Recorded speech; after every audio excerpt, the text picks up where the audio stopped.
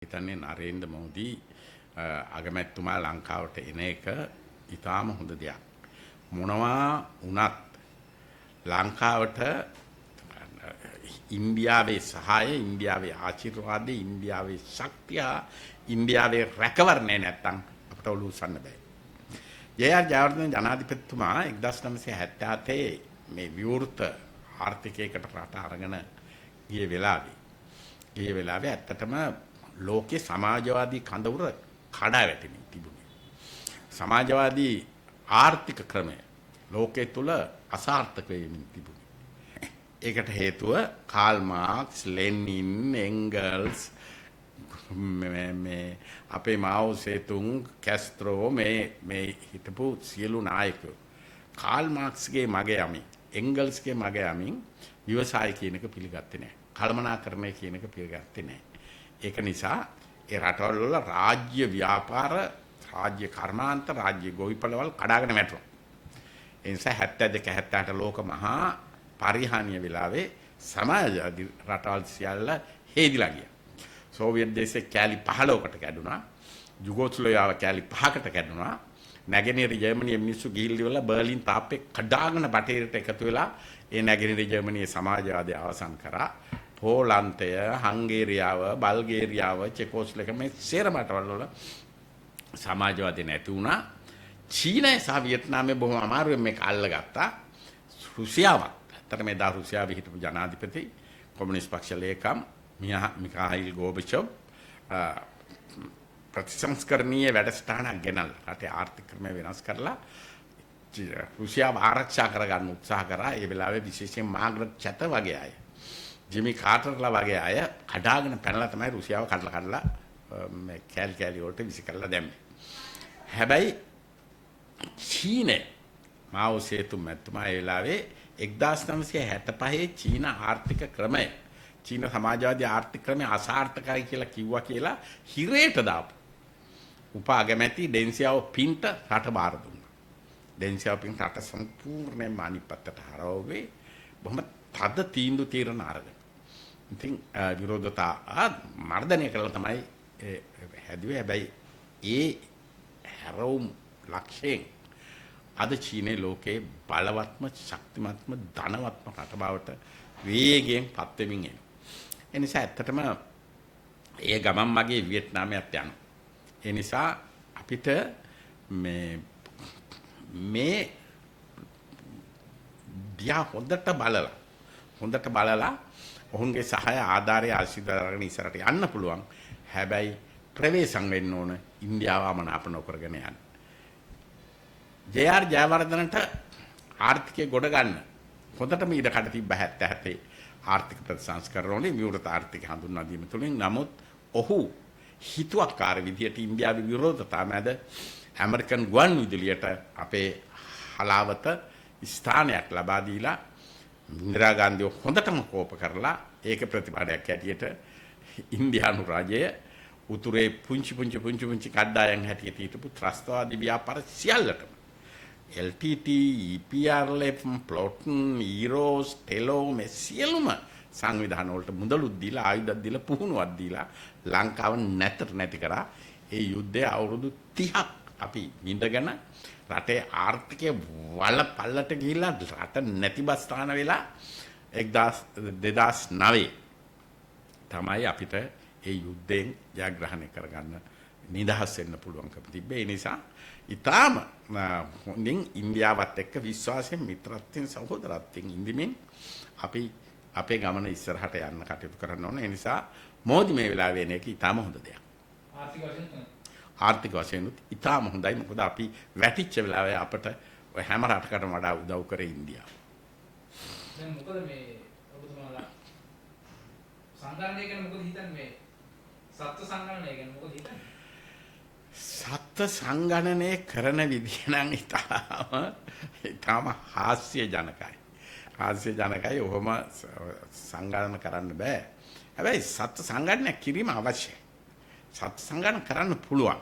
ඉතින් ඒකින්ද ඒකට තාම ක්‍රමානුකූල විද්‍යාත්මක වැඩපිළිවෙලක් හදලා මේක පිළිබඳව අපේ ග්‍රාම සේවා නිලධාරීන්, සමෘද්ධි නිලධාරීන්, කෘෂි පරීක්ෂණ නිලධාරීන් සංවර්ධන නිලධාරීන් පුහුණු කරලා මේ අයව දාලා මේ හොඳ සංගණනයක් කිරීම ඉතාම හොඳයි. හැබැයි මොන සංගණනවල හරි අවසාන ප්‍රතිඵලයේ යුත්තේ මේ රිලවුන්ගෙන් වඳුරන්ගෙන් මේ දඬුලෙන්නන්ගෙන් මොනුන්ගෙන් වෙන හානිය වළක්වන්න මොවුන් කොටසක් විනාශ කරලා දාන්න ඕන.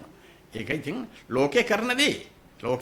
ඉතින් ඒක නිසා ඒ රිලවුන්ට හුරතල් කර වඳුරන්ට හුරතල් කර දඬුලෙන්ට හුරකම් කර මේ රටේ මිනිස්සු ආරක්ෂා කරගන්න බෑ.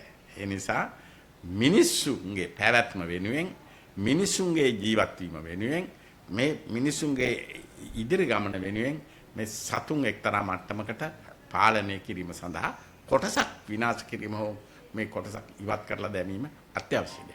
ඒ කියන්නේ මේ ඇත්තටම මේ මතුමාට දැඩි චෝදනා ඉල්ලන අපි දැක්ක හැමෝගෙම මේක කරන්න බැරි දෙයක් කියලා මේ කියන විදිහ. සංගණනයේද?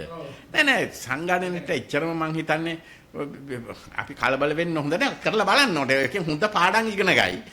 ඊට පස්සේ නිවැරදි සංගණනයකට යන්න පුළුවන්. ඒ නිසා ඒක විනාඩි 5ක් ඇතුළත ඒ තමුන්ගේ වත්තේ ඉන්න සත්තු ටික බලන්න කියලානේ කියන්නේ. ඉතින් බලලා ඊට පස්සේ ඒ ටික එකතු කරගන්න එකනේ තියෙන්නේ.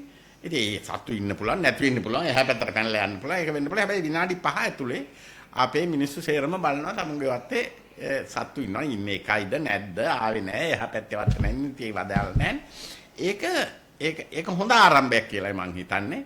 ඒක දිහා මේ අපි උපහාසෙන් අපහාසෙන් බලන්නේ නැතුව ඒක ඉතා හොඳ විද්‍යාත්මක සංගණනයක් සඳහා මූලික පදනම කර ගැනීමට පුළුවන්. ඒක හොඳයි. ඒ කියන්නේ දැන් අර ඒ වත්තේ ඉඳලා අර පැත්තට පැනනොත් ඒගොල්ලෝ දනා කරනවා කියලානේ. නෑ විනාඩි 5යිනේ. විනාඩි 5ක් ඇතුළත විනාඩි 5ක් ඇතුළත එහෙම එකක් දෙයක් වෙන්න පුළුවන්. ඉතින් ඒක ගැටලුවක් නෑ. ඕක රිලා නෑ හරියටම ගානේ නැහැ. ආසන්න වශයෙන් ගානක් ආපුව මොන තරම් ඇති. ඔය අලිසන් ගන්න ගැනීමේ දුන්නා 100%ක් හරියටම එන්නේ නැහැ. හැබැයි ඉතින් ආසන්න වශයෙන් අලියෝ දැන් 8000ක් ඉන්නවා 9000ක් ඉන්නවා එහෙම කියලා එහෙම රිලව් දැන් ලංකාවේ මෙච්චරක් ඉන්නවා එහෙම කියලා කරගත්තොත් හොඳයි. මේක හොඳ ආරම්භයක්. මේකෙන් හුඟක් අඩුපාඩු තේරෙයි. ඊට පස්සේ ඊළඟ පියවරට යන්න පුළුවන්. ඊළඟට කරන්න ඕනද මේ සංග්‍රහණය පස්සේ දැන් පස්සේ ඉතින් මරන්න ඕන. ඉතින් ඒක ලෝකේ කරන දේ.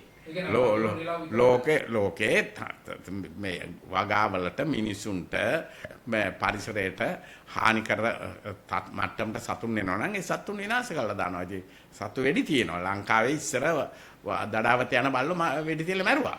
එහෙම නැත්තම් අර මේ ගෑස් පෙට්ටි වලට දාලා ඉවරලා විනාශ කරලා දැම්මා.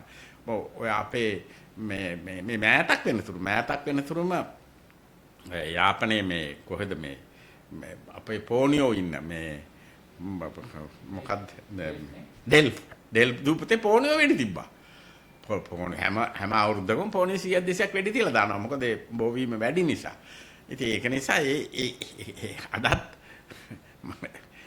මේ ඔය ඕලන්ඩේ එංගලන්තේ මේ ඔය මේ ජර්මනියේ මේ වගේ රටවල් වල එක කාලයකට ඔය ගෝන්නු ඔය වගේ සත්තු පාව වෙඩි තියෙනවා. ආණ්ඩුවේ ගමන ගැන මොකද හිතන්නේ මේ වෙලාවේ යන විදිය? පැහැදිලිද? එහෙම නෑ මිනිස්සු සතුටින් නෑ. මිනිස්සු ගොවියෝ ඔය මේ එකට ඔය වීමිලා රොම දාලා මේකත් එක්ක එහෙම මේක උනේ නෑ. ඊළඟට ගොවියන්ට පොහොර ටික ඔය අලාභ අරම ඒවත් වෙලාවට එහෙම හරියට හම්බුනේ නෑ. ඒ නිසා මේ වෙලාවේ මේ රට 8.7ක් ඍණ වෙච්ච එක 4.3ක් සංවර්ධිත රටක් බවට පත් කරලා JVP එකට බාර දුන්නේ අපේ ආණ්ඩුව. ඒ පොදු ජන පෙරමුණේ මන්ත්‍රීවරු විසින් රනිල් වික්‍රමසිංහ මැතිතුමා ජනාධිපති කරලා හදපු ආණ්ඩුව තමයි ඒ ආර්ථිකයේ බංකොලොත් තත්ත්වෙන් මුදවලා ගෙනලා දුන්නේ. ඒ නිසා ඒක ඉස්සරහට ගෙනියන්න ඉතාම ලේසි. ඒක කරන්න ඕනේ. ඒකට රටේ අපනයන ආදායම නිෂ්පාදන ආර්ථිකය නිෂ්පාදන අපනයන මේ වගේ දේවල් වැඩි කර ගැනීම සඳහා ඒ වගේම ආයෝජන ආකර්ෂණය. ආයෝජන ආකර්ෂණය මේ පුළුවන් තරම් වැඩි කර ගැනීම සඳහා මේ අවශ්‍ය පරිසරය ලංකාව තුල හදන්න ඕන. තාමත් අපි ඉන්ටර්නැෂනල් ඩූයින් බිස්නස් ඉන්ඩස්ට්‍රි එකේ අපි ඉන්නේ මේ 99 101 102 මේ මට්ටමේ ඉන්නේ. ඉතින් සිංගප්පූරු ඉන්නේ එකේ. නිව්සීලන්තේ ඉන්නේ දෙකේ. ඉතින් එහෙම තමයි තියෙන්නේ. ඉතින් මේ තායිලන්තේ ඉන්නේ 4 5. චීනය වගේ රටක් ඉන්නේ 30. ඉන්දියාවත් ඉන්නේ 60. කියන්නේ විදේශ ආයෝජකයින්ට ඒ රටවල් අපේ රටට පැමිණලා යමක් කරනවට වඩා ඊටාම මිත්‍රශීලී, ඊටාම පහසුයි. ඒ නිසා ජනාධිපතිතුමා කිව්වා වගේ එක තැනකින් මේ ඔවුන්ගේ පහසුකම් ටික සේරම හරිගස්සලා දෙන්න ආයෝජකයෝ පුළුවන් තරම් ශක්තිමත් කරන තැනකට එන්න ඕන. ඒ වගේම තමයි ආයෝජකයන්ට බදු සහන දෙන්න වෙයි කාලයක් යනතුරු. ඉතින් දැන් ට්‍රම්ප් ඇමරිකන් ආර්ථිකය ශක්තිමත් කරන්න තමයි හැමදේම කරන්නේ. ඉතින් ඔහු කිව්ව එක දෙයක් තමයි එන්න මිලියන 50ක් කරා. අපි ඇමරිකාවේ පුරවැසිකම දෙන්නම් කියලා. ඉතින් මේවා ආකර්ෂණීය දේවල්. එන්න මිලියන 50ක් අරගෙන ඇමරිකාවට බිස්නස් කරන්න. අපි පුරවැසිකම දීලා බාර ගන්න. එහෙම තමයි කිව්වේ. ඉතින් ඒක නිසා එහෙම පහසුකම් දෙන්න ඕන. නිදහස් වෙලම කලාප කියන එක ඇති කරලා උන්ට බදු සහන දීලා උන්ට ටැක්ස් ගහන්නේ නැතුව සෑහෙන කාලයක් උන්ට නිදහසේ සම්පූර්ණ ලාභයෙන් පිටරට අරයි යන්න දීලා තමයි ආයෝජකයෝ ආකර්ෂණය කරගන්නේ රටකට. ඒ නිසා එහෙම දේවල් පිළිබඳව විශේෂ අවධානය යොමු කිරීම ඉතාම වැදගත්. ඉතින් විවෘත තරගකාරී වෙළඳපළ ආර්ථිකය ආණ්ඩුව නියාමනය කිරීම සඳහා මේ රජයේ නියාමනය කිරීම පිළිබඳ විශේෂ අවධානය යොමු කරලා තියෙන එක හොඳයි. හැබැයි ඉතින් මොන නියාමන කරත් ඒ වගේ ආර්ථිකයක් තුල ඇති නැති පාරතරේ වැඩි වෙනවා. ඒ මිනිසුන්ගේ මේ විශාල ධනපති පන්තියක් ඇති වෙනවා. ඒක ඒ ක්‍රමය තුල ඉවසන්න ඕන.